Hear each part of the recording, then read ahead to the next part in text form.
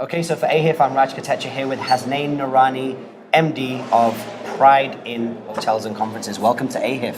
Thank you. How has the conference been for you? I think it's been fantastic. 3 days of good networking, a lot of information, some good knowledge of the industry. I think it's been fantastic all in all. Tell me about Pride in. I understand you've got 7 locations right now with 10 in the pipeline.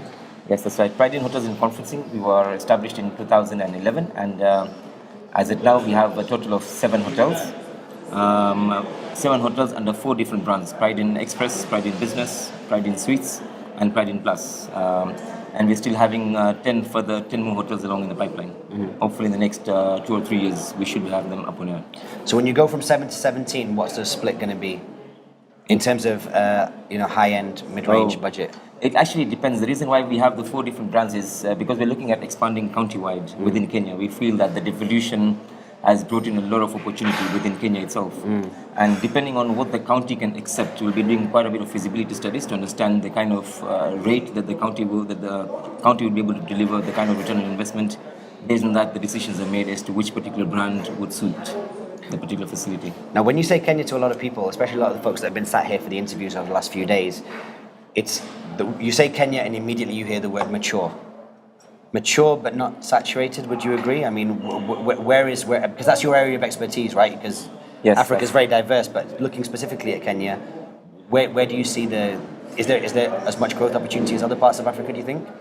I think, based on what you're saying, whether you say Kenya is mature, or I would say Kenya is very ripe. It's a low-hanging fruit. Right. Right, and it's something that it's the right time to get into all these different counties. There's no per se competition, and especially if you're looking at the various counties, there's no local or regional brand that people can trust whilst they're traveling. So, and if I compare that if I compare Kenya with the rest of Africa, I believe it's time for Kenya at the moment. Right.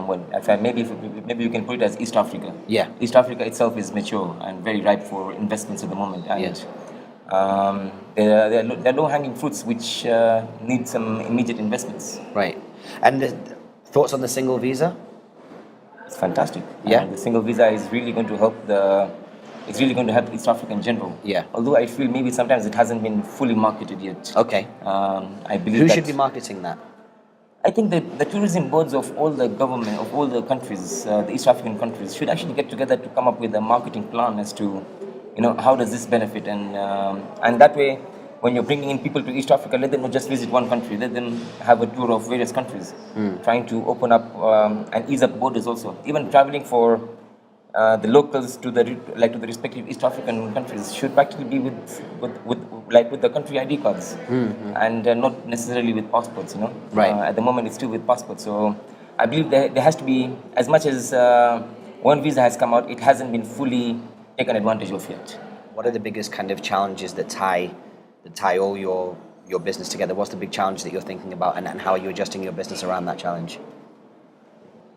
Obviously, the biggest challenge that we have is so far has been the instability in terms of the political when the elections come through. Yeah. In terms of people are always very worried during the election year as to whether they should stop the investments or whether they should continue the investments. A lot of people would want to say, I will wait for the elections to finish and then we will decide. And that ends up wasting a lot of time. I think the government really needs to sit down and understand that we can't be restarting every 5 years, And people need to be eliminated of that fear that something's going to happen during elections. People should just feel that elections is just a one day morning, you get up, you vote, the results the next day, the results are out, things are done, and business continues. Right. That's maybe one of the biggest challenges, apart from obviously. So how are you responding to that? I mean, to reset your economy every 5 years, when you've got a long-term vision for your business, as an executive, how do you prepare yourself for that? We actually, when you're doing our forecasts, we actually put that as we become very pessimistic when you're doing our forecast for the election year, and especially the time and especially the period when the election happens, especially. And how do you communicate that to investors when you're raising capital? We actually have to be honest with them that this is the election year, this is what it is, and there's nothing much we can do about it. All right.